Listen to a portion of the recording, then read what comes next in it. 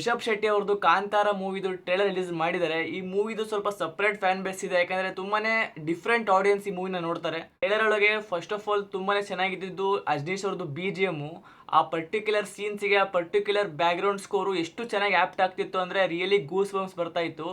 Like ಒಂದು under 5 minutes trailer ಒಳಗೆ ಇಷ್ಟೊಂದು ಚೆನ್ನಾಗಿ BGM ನ ಯೂಸ್ ಮಾಡಿದಂದ್ರೆ ಲೈಕ್ 2 hour ಲಾಂಗ್ ಮೂವಿ ಒಳಗೆ ಎಷ್ಟು ಗೂಸ್ ಬಂಪ್ಸ್ ಬರ್ಬೋದು.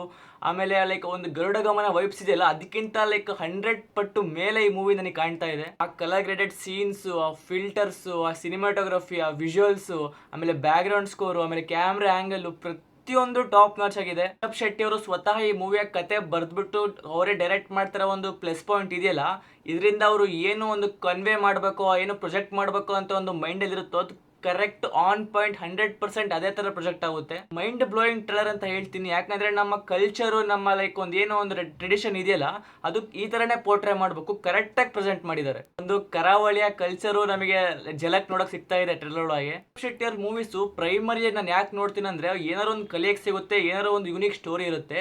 ಆ ಮೂವಿ ಹಿಟ್ ಆಗಲಿ ಫ್ಲಾಪ್ ಆಗಲಿ ಅದು ನನಗೆ ಸೆಕೆಂಡರಿ ಅದು. ಆದರೆ ನಾನು ಅವ್ರ ಮೂವೀಸ್ ಯಾಕೆ ನೋಡ್ತೀನಿ ಅಂದರೆ, ನನಗೆ ಏನಾರು ಒಂದು ಕಲಿಯಕ್ಕೆ ಸಿಗುತ್ತೆ, ಏನಾರೋ ಒಂದು ಕಲ್ತ್ಕೊಂಡು ಹೋಗ್ತೀನಿ, ಅಥವಾ ಏನಾರೋ ಡಿಫ್ರೆಂಟ್ ಕಲ್ಚರ್, ಡಿಫ್ರೆಂಟ್ ಸ್ಟೋರಿ ನೋಡೋಕೆ ಸಿಗುತ್ತೆ.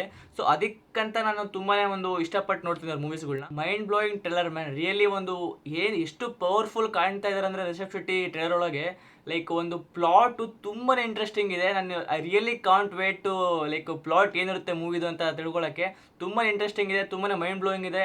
ಸೊ ತುಂಬಾ ಇಷ್ಟ ಆಯ್ತು ನನಗೆ ಟ್ರೇಲರ್. ಸೊ ನೀವು ನೋಡಿದ್ರೆ ಇಷ್ಟ ಆಯ್ತಾ, ನಿಮಗೆ ಹೇಗಿತ್ತು? ಕೊನೆದಾಗ ಇಷ್ಟ ಹೇಳಕ್ಕೆ ಇಷ್ಟಪಡ್ತೀನಿ, ತುಂಬಾ ಚೆನ್ನಾಗಿತ್ತು ಟ್ರೇಲರ್, ನನಗೆ ತುಂಬಾ ಇಷ್ಟ ಆಯಿತು.